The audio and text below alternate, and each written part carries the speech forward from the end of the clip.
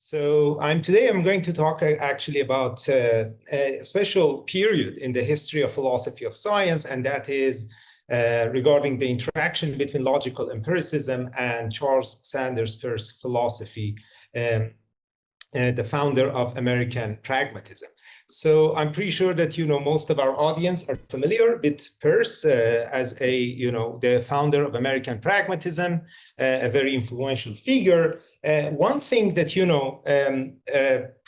the historians of philosophy of science are very familiar with is that the works of philosophers of science like Pierre Duhem, Ernst Mach, Henri Poincaré, and the members of the Vienna Circle have been very formative in shaping the discipline that now actually we know as the philosophy of science. One figure that is not generally considered to be a canonical figure in the history of philosophy of science, however, is Charles Sanders Peirce. The story, however, is that I'm trying to show you is that in the early years of logical empiricism movement in the United States, roughly from 1930s to 50s, Peirce actually received a very warm reception from proponents, sympathizers, and representatives of the logical empiricist movement in the United States. And his name actually appears usually next to Duhem, Mach, and Poincaré as the founding fathers of this, new philosophical temper that is best manifested by logical empiricist movement. However, something interesting happens and Peirce gradually disappears. And today, if you look at the literature, as I'm going to show you, you don't see Peirce to be considered a canonical figure in history of philosophy of science. And my question actually is exactly what happened. So the outline of the talk is quite simple. First, I'm going to talk about the early reception of Peirce as a philosopher of science. Then I will discuss the marginalization of Peirce, and then I offer some explanation for what happened, why Peirce actually got marginalized. So regarding to the early reception of Peirce's philosophy, there are some figures that I'm going to focus on. Charles Morris, Ernst Nagel, and Phillip Frank will be in the foreground. I will talk about them a little bit more.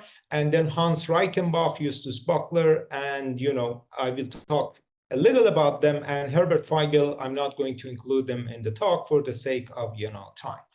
So let's first start with regarding to the early reception of Peirce with Charles Morris. Charles Morris was actually a very prominent American pragmatist. He was a student of George Herbert Mead at the University of Chicago.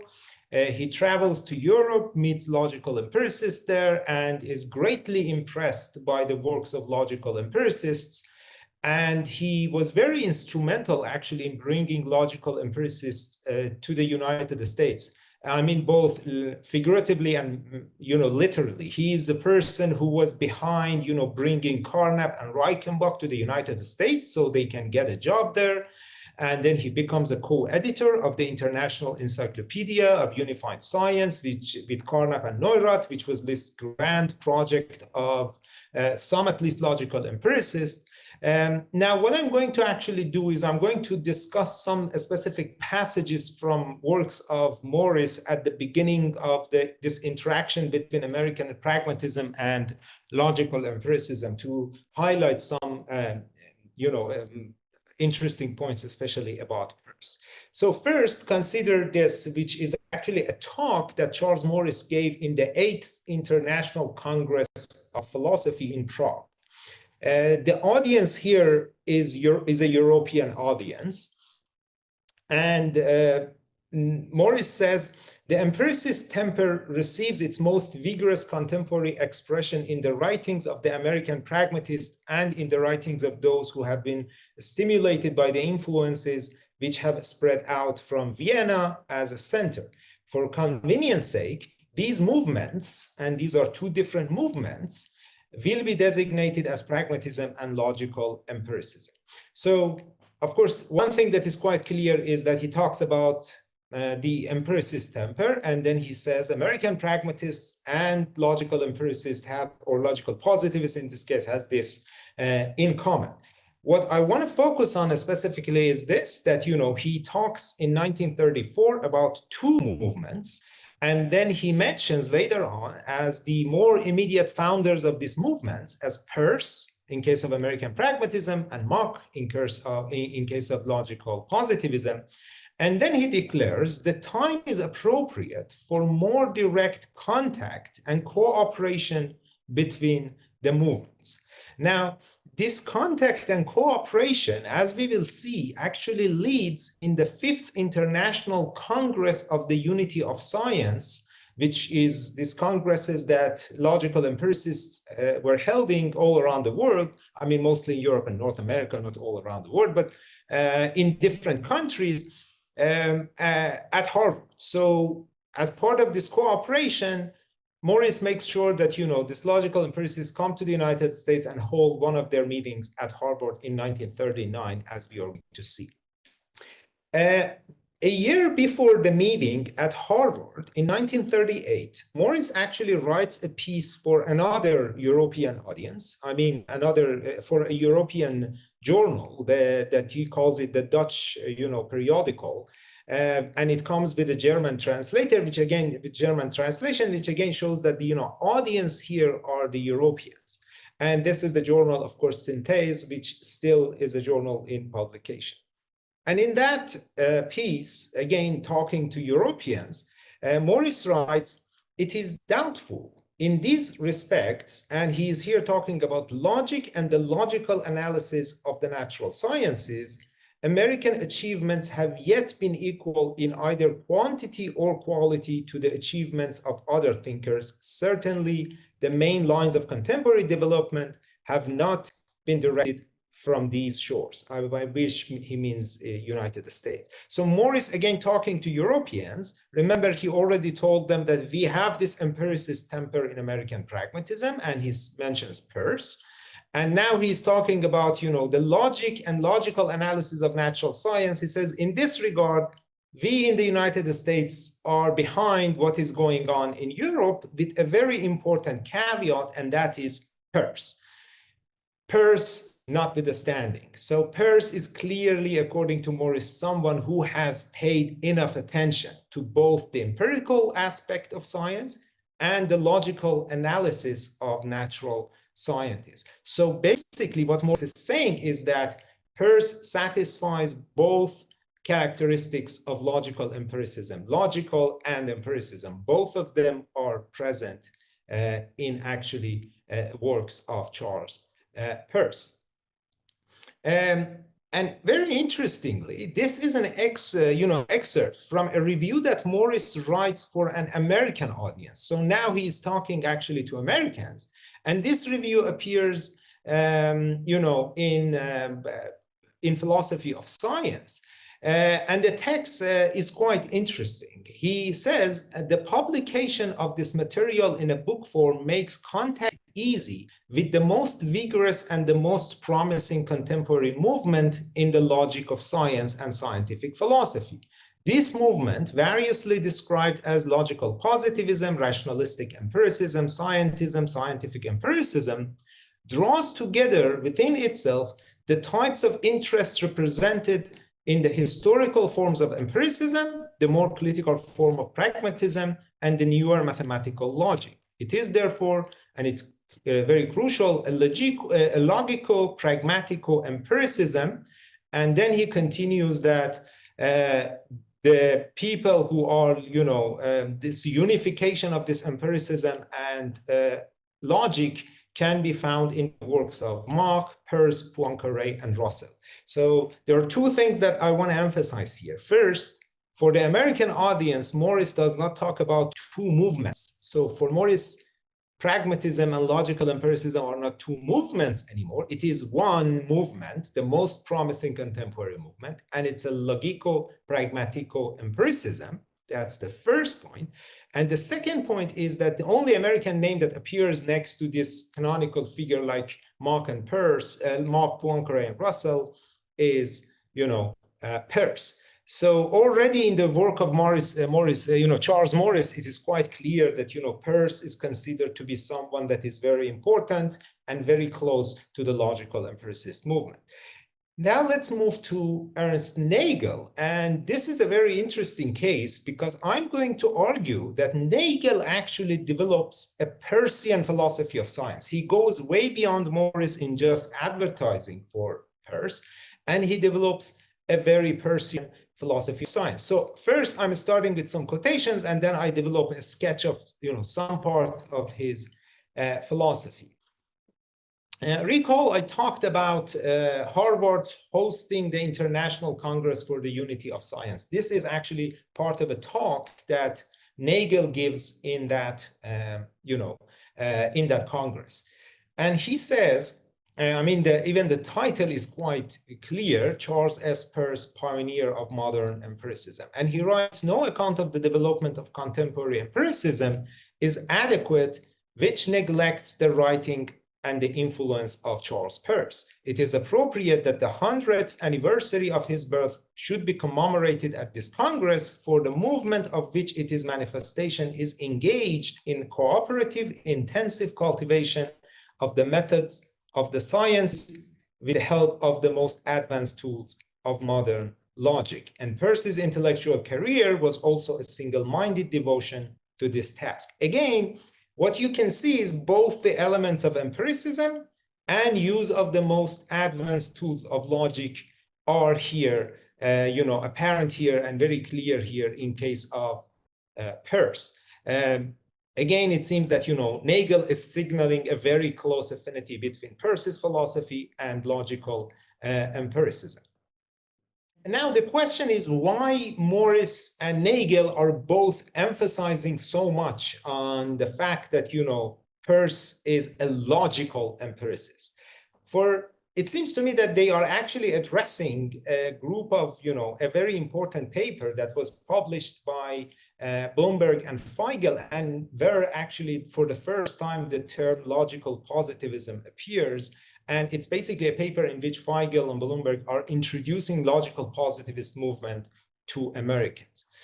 They write, although in the term logical positivism is perhaps the best among many poor ones, the name may suggest a mere rephrasing of traditional positivism. However, this is not the case. Indeed, it is precisely the union of empiricism with the sound theory of logic which differentiates logical positivism from the older positivism, empiricism, and pragmatism. Others, like certain pragmatists, neglected pure logic entirely by confusing it with psychology and scientific method. In other words, they have seen that European logical empiricists do not, take into account the works of Peirce as a logician. His, very important works as a logician, and they are just trying to show them and emphasize that, no, Peirce was a serious, logician, and he should be considered a logical empiricist, at least as someone very close to logical empiricism. So in the same talk, Nagel says, one is not minimizing the contributions of the Vienna Circle in pointing out that many of its recent views have been taken for granted for some time by American colleagues, largely because the latter have come to the intellectual maturity under the influence of Peirce. So again, the idea here is that, Peirce is a pioneer in a lot of the things that logical empiricists actually are advertising and talking about. And this is quite interesting, especially because Feigl, that we just talked about, who said that, pragmatists didn't pay attention to logic, later on, many years later, like 30 years later, after the publication of that paper, recognizes this fact. And he says, most of us in the Vienna Circle were largely ignorant of American philosophy. We had, of course, read some of the work of William James and John Dewey, but we had only a very vague idea of Charles Peirce. We knew that James and Mach had some affinities and that they respected each other enormously, but for the rest, our ignorance was vast. So later on, Feigl recognizes that, we didn't really know much about Peirce. And what I want to emphasize here is this, and we will come back to this point later, that when Nagel gives that talk, it is the 100th anniversary of actually Peirce. This is something that, I will get back to. Okay, now I'm going to show you that that Nagel actually develops a very Peircean philosophy of science. All right, these are all the works that Nagel has published from 1929, from the very first of his publications to late 50s. The blue works are the ones in which Peirce's name is mentioned explicitly and approvingly. When I say it is mentioned approvingly, what do I mean? It means that there are themes from Peirce that he talks about them, like the pragmatic maxim or the operational theory of meaning, or operationalism, especially in the way that has been developed by Peirce in his work on how to make our ideas clear. His fallibilism, or his very strong anti-foundationalism in epistemology, his view on the self-corrected nature of science, his frequency interpretation of probability, and his very strong advocacy for the idea that the road of inquiry should never be blocked. These are the main themes that appear in this blue, highlighted works of Nagel. And he basically used these ideas either to criticize other philosophers or to develop some new ideas, or just, sometimes outright, Peirce was right. This is what Peirce said. Now, the works that you see in green are the works in which these themes appear, but the name of Peirce does not appear explicitly. As you can see, in the vast majority of the works that Nagel has published, you can see that it is a very, Peirce has a very significant presence. Peirce is completely present, and his works, his thoughts, and his ideas actually are present. So now I'm going to give a sketch of a philosophical framework that appear in these works by Nagel. I mean, it's one of the main ideas that he develops. I will, explain them. The examples are mine, but the ideas actually are from Nagel. I just need to mention that I have 4 more minutes. I don't know what happens when the clock actually stops.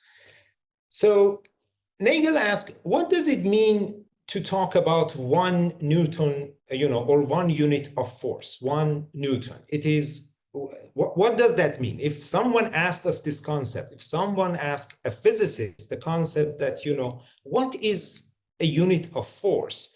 The only way that a scientist or physicist can describe it is by using other concepts, other relevant concepts. In this case, 1 Newton of force is defined by, when we apply it to 1 unit of mass, we will have, that object will have 1 unit of acceleration. And again, if we ask, okay, what is 1 unit of acceleration? It said the 1 unit of acceleration is 1 unit increase in the speed of an object in 1 unit of distance. And if we ask, okay, what is 1 unit of speed? It is again going through 1 unit of distance in 1 unit of second.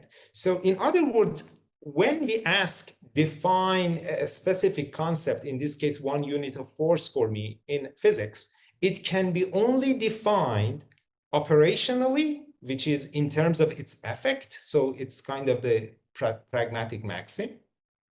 And the other thing is that, it is a holistic picture in the sense that it's a holistic picture in the sense that, it only can be defined by putting that concept in a web of other concepts, as we can see here. And then, of course, it gives us the Newtonian physics. However, we can ask then the same question about 1 unit of, time, but we can basically ask a question, okay, we know 1 second, what is 1 second? And then let's ask, what is 0 seconds? What does it mean, in other words, for event 1 to occur 1 second before event 2? Now, in a Newtonian physics, it's a straightforward question. Like, it is simultaneity. It's like 2 events are happening at the same time.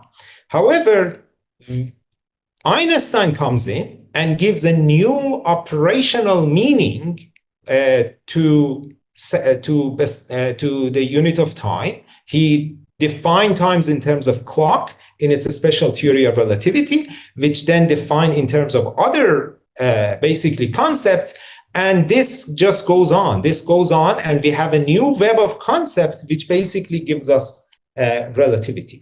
So we might here ask that, all right, but let's talk about measurement. When we measure one unit of time, we make an observation. We see our clock, we see 1 second, and this observation, gives us sense data, and sense data is clearly certain knowledge. And Nagel's, Peircean response is this: no, it is not knowledge. That's completely Peirce. I cannot talk about it today, and it's clearly not certain. And the reason that it is not certain is that once we enter into a new context, in this sense, context of psychology, we can problematize the sense data itself.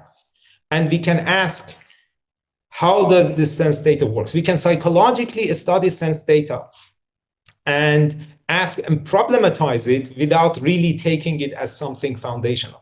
The idea, so what I was talking about is that, we say we make observation, this gives us sense data, and if you're a foundationalist, you would say that this is certain knowledge. We can build on that, which is basically Carnap's Aufbau project, but in a completely Peircean, spirit, Nagel rejects that idea. Nagel says, no, sense data is neither knowledge nor certain, which is like his completely anti-foundationalist approach and a kind of fallibilist and pragmatic alternative. And then he says, and when we can also study the sense data itself in the context of psychology, in the context of cognitive science, which basically gives us a new context in which sense data that was considered to be kind of basic in physics itself become a scientific problem. And this just goes ad infinitum. This is like the inquiry never stops. It's a, endless adventure. Now, this sounds very familiar to a lot of people who know about logical positivism, and of course to people who know about Peirce. But in order to show that, this here, Nagel is actually merging Peirce with like this modern logical empiricist movement.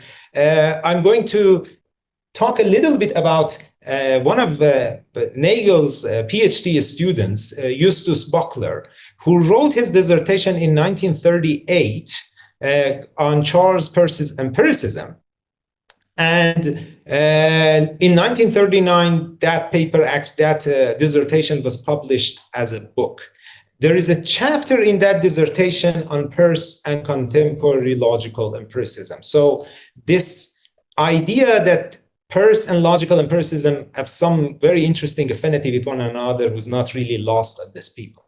And Justus Buckler writes, the view of the left wing of the Vienna Circle, in this case, he talks about Carnap, which is later Carnap, not the Aufbau Carnap, and Neurath, is essentially that of Peirce, which, of course, certain refinements. Empirical science is a system of hypotheses.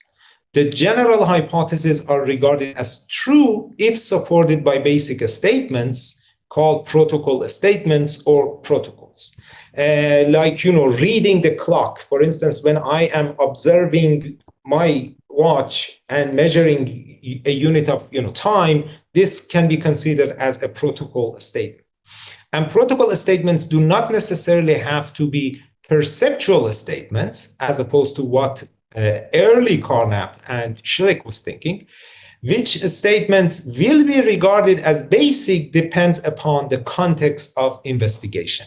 So when we are doing physics, what is the basic statement for us? It might be our pointer reading or clock reading. But when we are doing cognitive science, when we are doing psychology, we problematize the observation itself. That becomes the subject of a study, so it cannot be a basic statement anymore. We need another basic statement. And of course, the idea of the pragmatic maxim or this operationalist definition of meaning, definition of scientific terms, comes from Peirce. Holism, Nagel gets it from Duhem. The idea of endless inquiry, the fact that, this conceptual development never stops, neither within one framework, and of course, we might have very different contexts, each of them with their own framework and their own web of concepts. The idea of endless inquiry comes from Peirce, and this anti-foundationalism, again, Peirce is the main source of inspiration. Now let's talk a little bit about Hans Reichenbach, again, like the head of the Berlin group, a very prominent logical empiricist, who also came to the United States and became a very prominent philosopher of science. Now, in 1934, Nagel goes to Europe, so meets a lot of logical empiricists, including Reichenbach, and then he writes some very interesting reports in American publications, in American philosophical publications. One of them actually comes from his description of the 8th International Congress of Philosophy. And in that, Nagel talks about an interaction that he had with Hans Reichenbach. And Nagel writes, in a long address, Professor Reichenbach sketched the contents of his forthcoming book on theory of probability, a theory which has developed independently and in great technical detail, but which in essentials is familiar to all students of Peirce. The application of the theory to solve the problem of induction was also indicated by him, and this too is along familiar lines with Peirce. But Reichenbach's views apparently took his hearers by surprise, judging by the nature of the discussion that followed. And this may testify either to the inaccessibility of Peirce to European students or to the provisionalism of their reading habits. However that may be, Reichenbach's book will, in my opinion, proves to be of first-rate importance.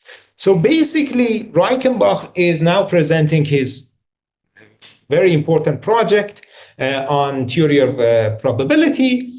Nagel listens to that, and then he says, yeah, that's Peirce. Basically, this is something that Peirce has already come up with, and now he's complaining that, it's odd that the Europeans are not familiar with the works of Peirce. But actually, Nagel knew that at least Reichenbach was familiar with works of Peirce. However, to what extent this familiarity was, I don't think it was known to Nagel. And the reason that Reichenbach was familiar with the work of Peirce is this. In the Memories of Hans Reichenbach, 1928 and later, which was written by Sidney Hook, he was a friend of Reichenbach and a very close friend of Nagel. Hook writes, and Hook himself was an American pragmatist. Hook writes, Reichenbach had never heard of Charles Peirce. And this goes back to 1928, when Sidney Hook is in Europe, in Germany, meeting Reichenbach and tells him about Peirce. Reichenbach had never heard of Charles Peirce and was astonished and a little incredulous of the account I gave him of Peirce's frequency theory of probability and his doctrine of leading principles. It was only after he had received a copy of Peirce's selected essays edited by Morris on Cohen under the title Chance, Love, and Logic, which I sent him immediately upon my return to the United States in 1929, that he acknowledged the work of his distinguished forerunner. And Sidney Hook didn't simply send Chance, Love, and Logic, which in 1929 was indeed the only published book of the collected papers of Peirce, edited by Morris Cohen. Sidney Hook also kept sending, later on he kept sending him, Reichenbach, the collected papers of Peirce whenever they were coming out, in 1931, 32, 33, and 34. The picture on the left, these two books are the books actually that Sidney Hook sent Reichenbach. They are in Reichenbach's library. I took this picture when I was visiting the Archive of Scientific Philosophy at the University of Pittsburgh. The picture on the left is actually, as you can see, to Professor Hans Reichenbach from Sydney Hook in June 1929. And on the right, you can see him sending the first volume of the collected papers of Charles Peirce. And as you can see, it says Christmas 1931 to Hans Reichenbach in admiration of his many talents.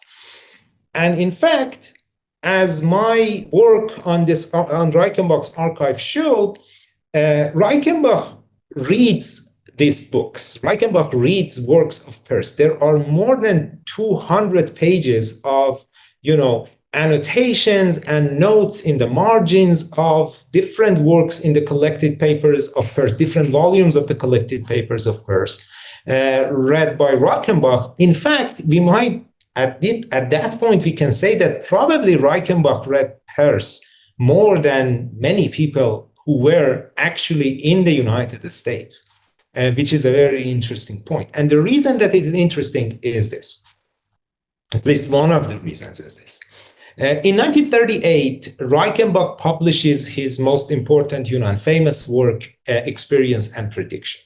And American pragmatism or pragmatism is mentioned, these terms are mentioned at least 18 times in that book, mostly in conjunction with positivism and positivists.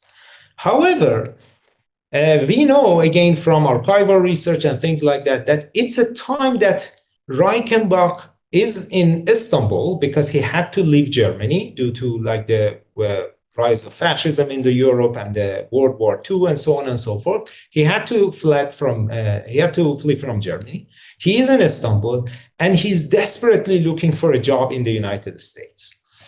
And a lot of people have assumed that he's talking about pragmatism and pragmatists in his Experience and Predictions, which was getting published by the University of Chicago Press, is basically a kind of marketing strategy for Reichenbach to tell American audience that I know about your philosophy too, so he can get a job. This has been like a kind of image that, many have thought of. However, as I just showed, he has read Peirce at least very carefully. So we need to go back, read Experience and Prediction with a new lens, with the lens of someone who has studied American pragmatism very carefully. Again, in this case, Hans Reichenbach. The last figure that I'm going to talk about regarding the early reception of Peirce is Phillip Frank. Phillip Frank was a founding member of the Vienna Circle. He was a physicist philosopher, and he was actually Einstein's successor in Prague. So Einstein had a job, I guess, at the German University of Prague. And when he left that job for another job, he recommended Phillip Frank as his successor.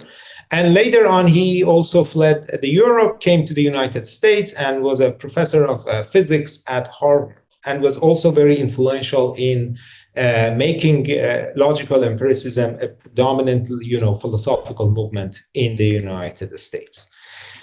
Now, one of the earliest mention of pragmatism in the works of Phillip Frank actually goes back to 1929. He has a piece called Physical Theories of the 20th Century and School Philosophy.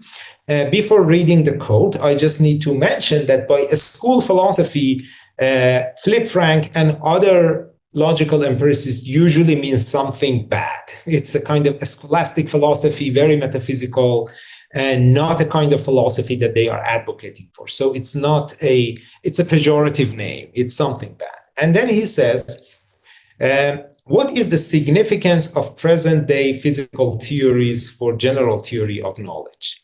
There are many physicists and philosophers whose answer would be nothing. In other words, there are many physicists and philosophers who would say that all these developments that are happening in our physics has nothing to do with epistemology and knowledge. And this is a view that, Frank strongly rejects. What Frank is actually talking about here goes back to a very important talk given by French scientist Émile Dubois-Reymond called On the Limitation of Natural Sciences. On the limitations of natural science. And in that talk, Du Bois actually coins this very famous phrase, ignoramus et ignorabimus, which means we don't know and we will never know.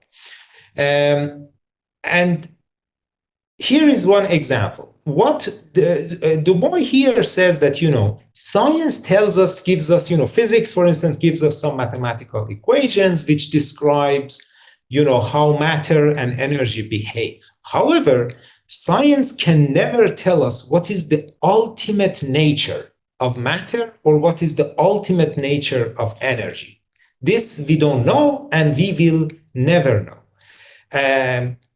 And this is the idea that, Phillip Frank attacks. And he says, this is a school philosophy. It's a kind of philosophy that says all these developments that happen in science or in physics has nothing to do with our theory of knowledge. There is a limit to how much we can know about, for instance, the ultimate nature of matter or the ultimate nature of energy. And then he says, there is a contrast to this school philosophy, and that is scientific world conception. And for those of you who are familiar with the history of philosophy of science, 1929, this phrase scientific world conception also appears somewhere else, which is basically the Vienna Circle's manifesto. So let me talk a little bit about what is the idea that Phillip Frank is advocating here. He says, consider the identity of light and electricity. So light and electricity, our current physics tells us that they are identical. It says that, we have some, and this is Phillip Frank, he says we have some light experiences that, experiences that we have regarding to light, and then we assign symbols to the different phenomena that we observe, like to the intensity of light, so on and so forth. And that symbols are described by some formula, or formal relations, usually mathematical formula. Then we have electricity experiences, again, like, different kind of experiments we do with electricity, and we have some experiences. We assign symbols to those phenomena, and we come up with some formal relations, mathematical, relation or equations about E or electricity. And then he says, when L equals E, with different, with some differences in the values, for instance, regarding wavelength, that is just basically what it means for light and electricity to be identical. And then from that, we derive new equations. Again, we assign phenomena to the symbol, and we come up with new experiences. In other words, there is nothing beyond talking about the identity of light and electricity beyond this, that the mathematical formula that we come up with regarding to our experiences of light are the same as the mathematical phenomena that we come up with, mathematical formulas we come up with regarding the experiences of electricity. And that's it. That's the end of it. So here he goes on and says, identity of light and electricity then means an identity of mathematical relations between symbols.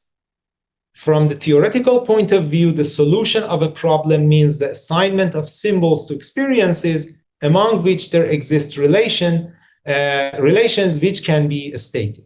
From the more practical point of view, it means the possibility of obtaining control over one's experiences with the help of this system of relations. It is not at all necessary to express it in such a way that something is said about the nature of light or electricity. Remember, Du Bois was saying that, we never know about the nature of matter, energy, in this case, light and electricity. And Phillip Frank is he isn't saying that, science tells us about the nature of that. He says the whole talk of nature is just nonsense. There is nothing to it beyond this formal relations and the experience that we have. And for those of you who remember the Vienna Circle's manifesto, one of the things that they say in the manifesto is there is no depth in science. In science, everything is at the surface.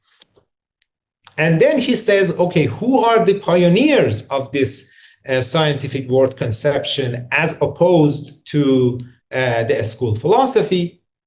And he continues by saying that I should like to show, with the help of a few historical remarks, how the edifice of the school philosophy was generally undermined.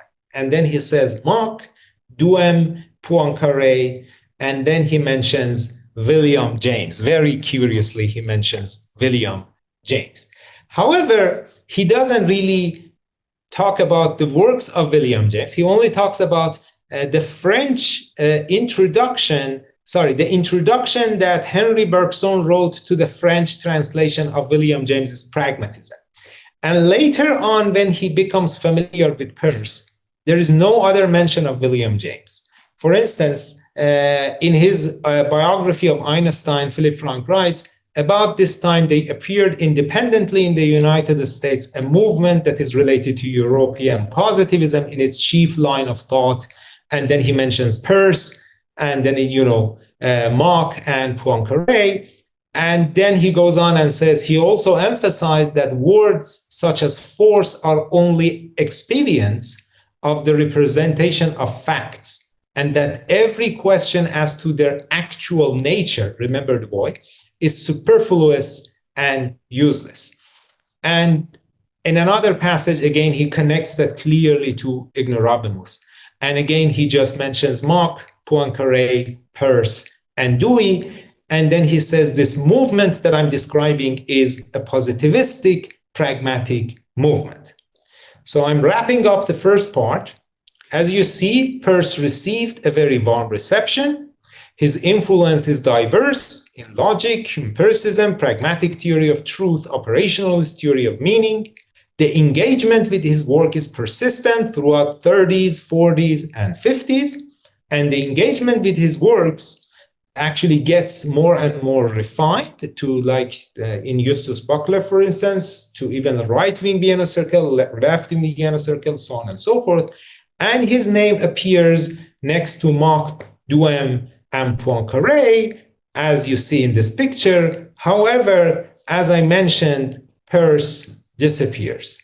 He is not now considered a canonical figure, while Duhem, Mach, and Poincaré are considered to be canonical figures in history of philosophy of science. In fact, I made a very quick, admittedly raw experiment. I went to the library and I took more than, and I checked the indexes of more than 6,000 pages of work on philosophy of science and the history of philosophy of science.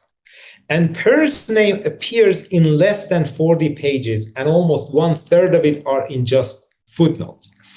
And this just, I guess, clearly shows that Peirce is not a canonical figure, at least in the current scholarship in history of philosophy of science.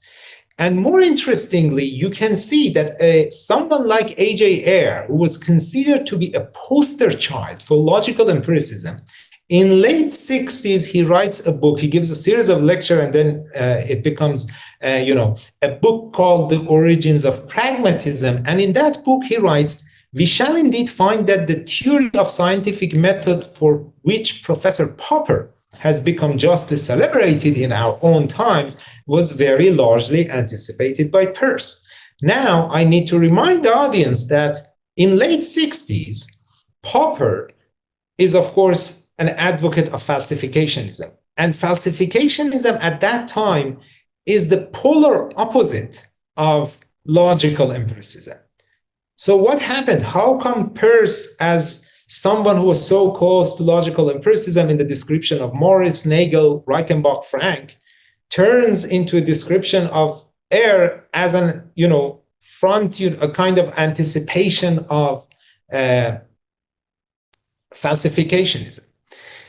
Now, this shows that, there is a demise in attention to Peirce. However, I want to show you a very interesting document from 1939. This is Justus Buckler, that we already met, writing a letter in 1939, which is the centennial year, the 100th birthday of Peirce. The background story is this. Justus Buckler sends a bunch of invitation to every hotshot in philosophy at the time and says, University of Columbia Press is trying to publish a book dedicated to the centennial of Peirce. Please send us some of your works. And then he writes this letter and complete disappointment to Nagel. The letter says, "Dear Dr. Nagel, I'm sorry to say that the Peirce volume has evaporated. Only 2 or 3 of those invited having accepted. The reason were chiefly that prior commitments were responsible. But no one even requested postponement of the deadline. I think that a low degree of interest in Peirce is partly responsible, not at all surprising when you come to think of it." So even, in 1939, in 830s, 2 Peirce scholars are talking to one another, and they say that, there is no interest in Peirce scholarship. And so the question is, why did Peirce disappear? Now, I'm not claiming that I can completely explain this. This is an ongoing project, but I will give some explanation of what was happening. Of course, one of the things that was happening was that Peirce's work was not really accessible. C.I. Lewis, in his Pragmatism and Current Thought, for instance, talks about that. He writes in 1930, but Peirce has something that quality, but Peirce has something the quality of a legendary figure in American philosophy. His originality and the wealth of his thinking are not fully evident in his published writings. Apart from a few persons, some of his most important conceptions can have had little influence because they were never printed. However, as I just mentioned, Reichenbach had access to a lot of these works. In late 30s, almost all of these works are published. Nagel is constantly talking about Peirce. So this is true, this is fair, but it cannot be the whole story. Another thing that we might actually take a look into is the unhistorical attitude of at least some part of logical empiricist movement. And this is a piece from Nagel's Impressions and Appraisal of Analytic Philosophy in Europe. He talks about logical empiricists that he had met in Europe. And he writes, "Students whose primary interest is the history of ideas will find that, with some important exceptions, they will profit little from talking with these men, with logical empiricists. Neither the genesis of doctrines nor their sociological settings are interests cultivated. I'm sorry, Mousa, you have about 10 minutes left. Yeah, that's enough. Thank you so much. The great figures in the history of philosophy and the traditional problems associated with them receive only a negative attention." So this unhistorical attitude of at least some logical empiricists was another reason that Peirce, as a historical figure, was not considered. Another problem, I guess, as you can see, was this. I think Peirce was pictured as an incomplete logical empiricist. Morris basically says that, Peirce is a logical empiricist or logical positivist with some extra metaphysics. Nagel also puts a lot of emphasis on those aspects of Peirce that are familiar to logical empiricists. Of course, some of the things that we talked about, his pragmatic maxim, fallibilism, self-corrected nature of science, and so on and so forth, were something that, was very well appreciated, very well appreciated by logical empiricists. However, that's not whole Peirce. And as a result of framing Peirce as an incomplete logical empiricist, those parts of Peirce's ideas that were considered to be unfit per logical empiricism were completely ignored. I'm going to only mention 2 of them. One of them, which is very important, is this Peirce's emphasis on the social nature of scientific knowledge. This piece is from Menand, actually, and I guess it captures it very well. What does it mean to say we know something in a universe in which events are uncertain and perception is fallible? Knowing cannot be matter of an individual mind mirroring reality. Peirce's conclusion was that knowing must therefore be social. It was his most important contribution to American thought, and when he recalled later in life how he came to formulate it, he described it fittingly as the product of a group. So this social nature of knowledge was something that was actually ignored by a lot of logical empiricists in works of Peirce. And this is something that Nagel also talks about. He talks about two fundamental insights that are integral to Peirce's thought. And then he says the recognition of the central role played by symbols or language in human behavior and knowledge. This is one contribution of Peirce, and of course, logical empiricists pay a lot of attention to that.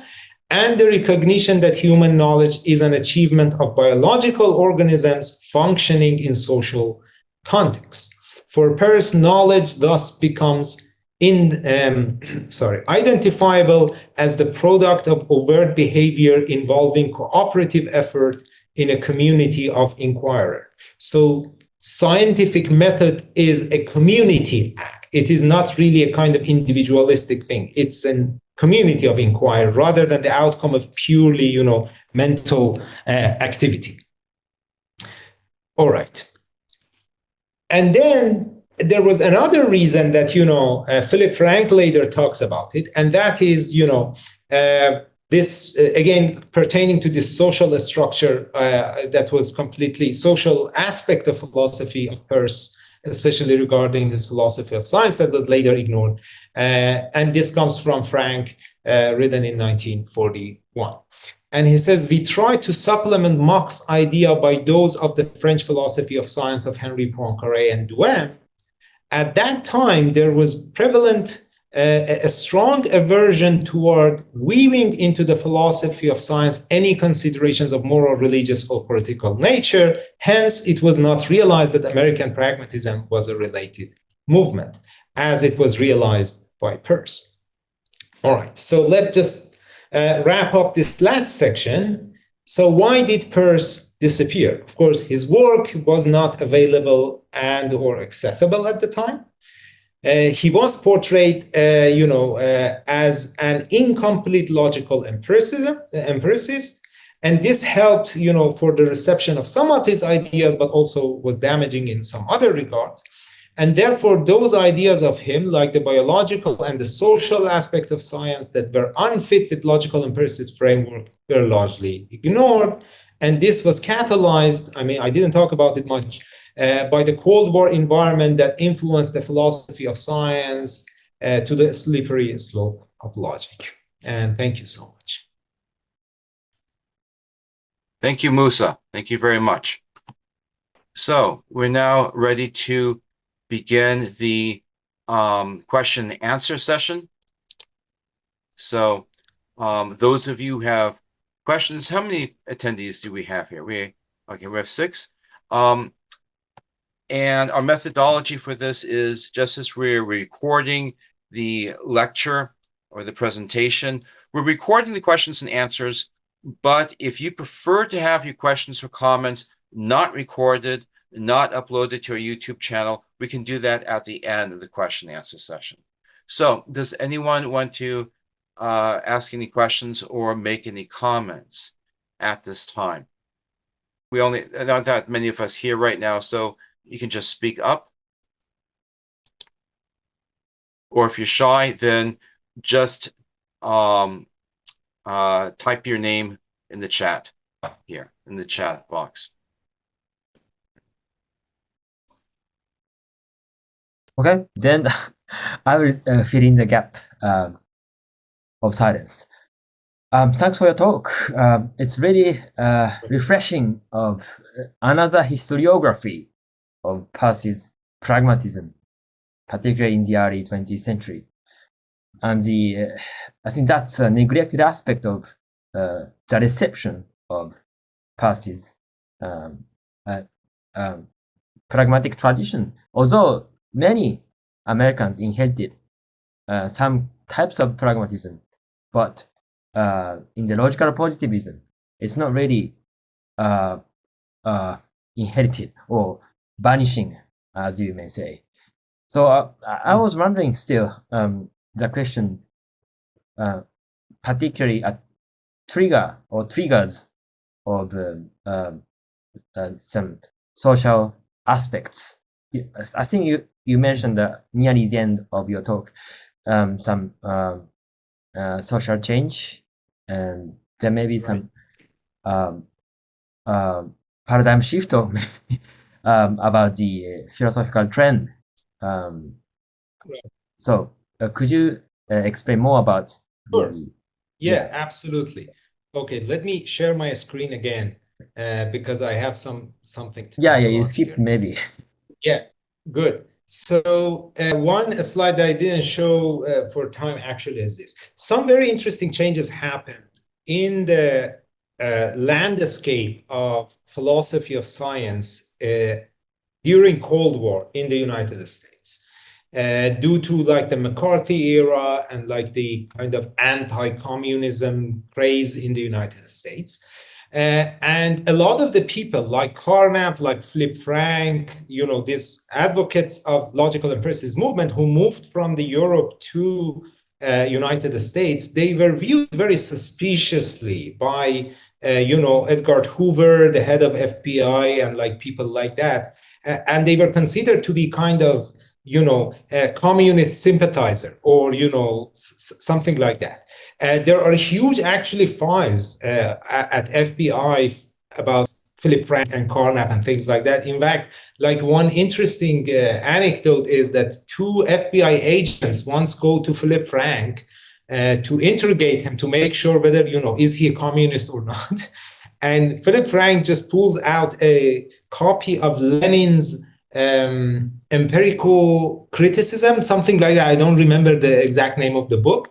And in that book of Lenin, he shows the FBI agents, look, Lenin personally is attacking my philosophical ideas. There is no way that, I can be affiliated with them. And then but as a result of this, pressure, as, something happens, and that is philosophy of science becomes far and far away, more and more far away, at least some trends in philosophy of science from engaging with social and political and ethical and moral aspects of science. And as this very interesting book by George Reich shows in the subtitle, the title is called How the Cold War Transformed Philosophy of Science to the icy slopes of logic. A lot of these philosophers start just paying attention to logical analysis of scientific theories. Again, works of Don Howard is also very interesting in that regard, especially two left turns make a right. So there were a lot of already interesting, socio-political discussions within logical empiricism already, but even they kind of was completely sidelined. And that was, I guess, something that also happened to Peirce in the sense that, his emphasis on the social nature of science, on the, the socio-political aspect of science was completely, due to this trend was moved away. So basically what I'm trying to say is that, some of it was just contingent historical fact. It wasn't that, his philosophy was wanting or lacking some depth or interest. It was just, it happened that it was at the time the political environment of the United States was not ready really to absorb these very interesting ideas of Peirce. Very, very interesting. Very interesting there. Thank you for your question, Taka, and your answer, Mousa. Any other questions or comments?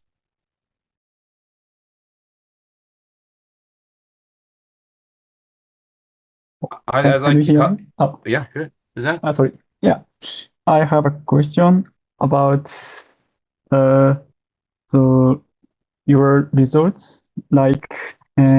Therefore, those ideas of how should I say? So you said Peirce was kind of like social, and Peirce has social aspects of science, and this is not fit and logical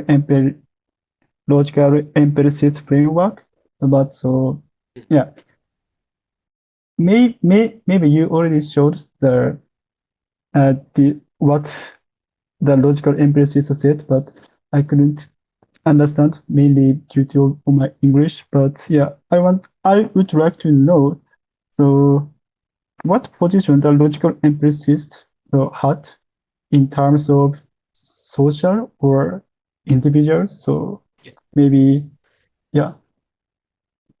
Sure. So generally, I mean, it's actually this question that you asked, a very interesting question. And there is a very lively debate currently among historians of philosophy of science regarding to that. Generally, logical empiricists and Vienna Circle in particular are now divided to two groups. People are talking about the left-wing Vienna Circle and the right-wing Vienna Circle. The left-wing Vienna Circle, I mean, primarily like Neurath, Hans Hahn, Phillip Frank, and later Carnap, and the right wing generally considered like Schlick, Weissman, and things like and people like that. The left wing Vienna Circle were, you know, Neurath, for instance, he was a sociologist / economist, and he was deeply politically involved. And for him, the social aspect of science was very important. And also for Phillip Frank. For instance, Frank did a lot of different meetings in the United States with Christians, with different groups of, you know, religious groups and so on and so forth, in order to bring this discussion between scientific worldview and religious worldview in a kind of dialogue with one another. The right wing kind of, you know, Reichenbach, Schlick, Weissman, and they were mostly fascinated or, you know, concerned with the technical aspect of science, with the logical analysis of scientific theories, and didn't pay much attention to, you know, the sociopolitical aspect of science. Reichenbach's famous distinction between the context of discovery and context of justification is viewed by many as just serving that. Just put all this social, psychological, political aspect in this context of discovery and say that doesn't really a job for philosophy. Philosophers are in context of justification, logical analysis of scientific ideas. Again, as I just mentioned, due to some, you know, political developments in the United States, this right-wing Vienna Circle became a much more predominant movement. And the left-wing Vienna Circle kind of lagged behind, partly due to this development.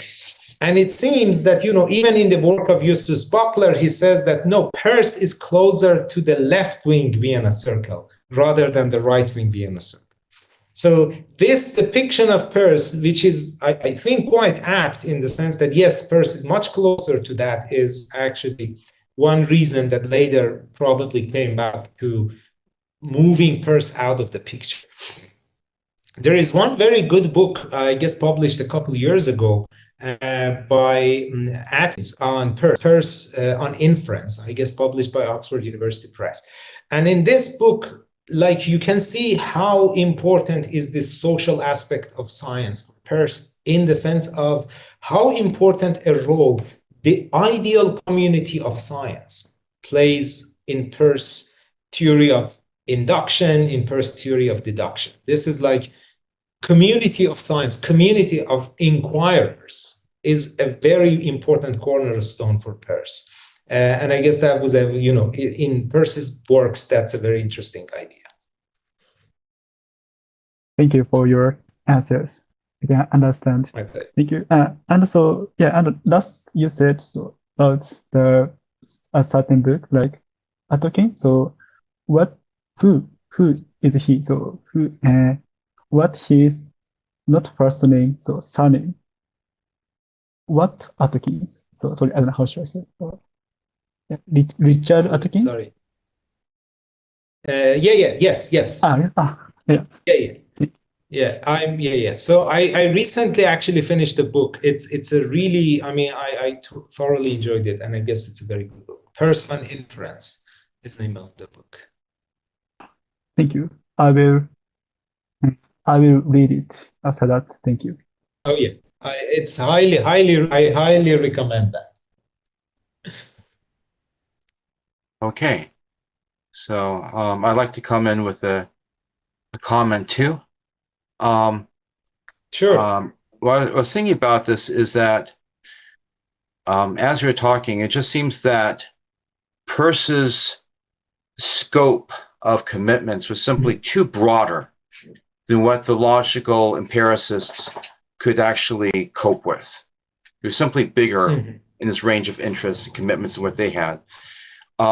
I don't know if others say this. This is my own personal opinion, is that Peirce's philosophy is a kind of, has two polarities, positivism and Platonism, taking both of them broadly speaking, because Peirce calls himself a positivist broadly speaking. He calls himself a Platonist in the Aristotelian sense. In the later Peirce, you see this Platonism developed more. The early Peirce is the part, like in 1878, is a part that fits in better with logical empiricism. I would connect it down specifically to the cosmic dimension of science, that there can't be no separation between discovery and justification for science for Peirce, because the activity of science is organically connected with the activities of birds building nests or beavers building dams. It's just part of the general activities of the cosmos as it's developing towards more and more concrete reasonableness. An ideal community of scientific inquiry, of inquirers, is part of that, I'd say, the cutting edge of the spear of development to cosmic concrete reasonableness, if that makes any sense. I just think it was simply, the full scope of it was just too much ahead of his time. Let me give you a very interesting case here. So we talk about the idea of the context distinction, the Reichenbach's famous distinction between the context of discovery and context of justification. One of the thing that is not known much, and I've actually published on it in one of the papers that you mentioned, abduction minus the context of discovery plus underdetermination equals inference to best explanation, is this: the very first time that the context distinction appears in print in English, Reichenbach is attacking Peirce. Reichenbach is just saying that Peirce's theory of abduction conflates the context of discovery and context of justification. It cannot get clearer than that, this was the lens that, at least Reichenbach read Peirce. That, this guy is kind of misguided in this regard, that he is conflating the context of discovery and the context of justification. And you're right that, and one reason that you can say for that is that Peirce's theory of scientific inquiry in general is an evolutionary theory. It comes from his view, it is a naturalistic theory, and it is an evolutionary theory. T.L. Short has a very good book on Charles Peirce and modern science, and gives this very interesting, idea that for Peirce, even empiricism is an empirical hypothesis. Even empiricism should be tested empirically and to see whether it works or not. And this actually comes from Peirce's completely naturalistic, scientific methodology, which is basically a kind of methodology that now is very prevalent. But at the time, logical empiricists thought that, you just need logic. You just do the calculation, need the logic, and that gives you, the methodology of science. In this case, I think, I would argue that this is one of the things that we lost by not taking Peirce, philosophy of science lost by not taking Peirce very seriously. Partly maybe they were not ready to, assimilate this dynamic, naturalistic account of scientific inquiry that you just mentioned, like in the sense that human being is also part of the nature. The community of inquirer is part of the nature, and we are evolving with the nature, and with it comes some benefits, for instance, that, we have instincts that are built by this nature, so we have a kind of disposition to guess correctly about how natural things work in his theory of abduction. So yeah, I guess you are completely on the point in this. Thank you. A lot of good ideas there. And in a way, you're giving us sort of a layout for a program, of what we can be doing as philosophers of science, developing this unrealized potential in Peirce, this naturalistic, dynamic, holistic view of scientific inquiry. It's really good. Thank you so much.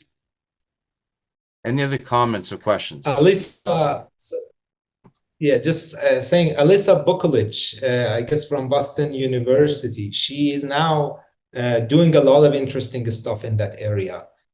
She's working on Peirce, especially on Peirce works as a practitioner of science in his geoscience, and just showing how his practice of science was informing his philosophy of science as a kind of way of, just incorporating these ideas like into the modern, contemporary philosophy of science. Great. Wonderful. Okay, so we continue? Anyone else? Do we still continue the Q&A? Yes, if anyone wants to, yeah, go ahead. Okay, just one final question from me.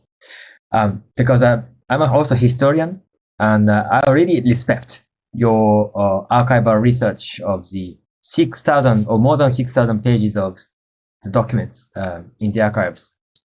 And I think that point is very important to quantify what was mentioned about Peirce. Like only 40 pages or less about something about Peirce's philosophy and scientific method. If you remember, as long as you remember, can you give us some examples of some Peircean criticisms or appreciation of Peirce? I don't know the atmosphere of the description of Peirce. I should say that it's a little bit disappointing in the sense that if you remove some not very deep discussions about Peirce's theory of abduction, then half of those mentions are gone, and a lot of those discussions about Peirce's theory of abduction, I would say, are not very careful. I have published on abduction and its relationship with inference to the best explanation. But one idea that it seems that took off very was significantly was received very warmly, of course, was Peirce's pragmatic maxim and its very close relationship with verificationism and later on confirmation. So this was a kind of idea, but that was received. But I don't really see much of a depth in the engagement in this sense that I don't really see a kind of development of a Peircean philosophy of science in the sense that, for instance, we can observe in the works of Nagel, in the early works of Nagel. But I can say that in the most famous idea of Peirce was just his theory of abduction, and which later on was kind of transformed to inference to the best explanation. Right. So somehow, in succession, from the invention of abduction to the theory of the inference to the best explanation, I think there are some aspects to be discovered. I think that's a very important point to emphasize. Like I published 2 papers on that about Peirce's theory of abduction and how I argue that it is historically connected to our contemporary notion of inference to the best explanation. And again, like the book by Richard Kenneth Atkins, The Peirce and Inference, I guess has it has a very good chapter on abduction and its relationship with inference to the best explanation. Scholars say, some people say they are distinct, right? I think abduction. IBA. So I argue that inference, there are some similarities and some differences, if I want to put it in a nutshell. And my argument basically is that inference to the best explanation is a natural transformation of abduction after 2 important historical turns. One of them, the distinction between the context of discovery and the context of justification, and the other one is a kind of reintroduction of the problem of underdetermination to philosophy of science. And therefore, I came with this formulaic kind of expression for the title of the paper, that abduction minus the context of discovery plus underdetermination equals inference to the best explanation. That's good. Would you like to put those references in the YouTube channel, if you don't mind? Yeah, sure. Don't mind. Yeah, I don't mind. Yeah. Good. So Yes, well, for further references. we'll do that in the Yeah. we're creating APN's YouTube channel, so in the little introduction part, we'll put links to helpful articles, things like that. Yeah. Useful to Thank you discussion. so much. And we'll put a link to Mousa's website too, for people to follow up on this. Mhm. Thank you. Okay. Shall we conclude, Jason? Yes, let's go ahead. So, thanks to everyone who came. Thank you, Mousa, very much for being our pleasure. inaugural presenter. Thank you so much. It was a great pleasure seeing you all, and looking forward to the next talks of our webinar series.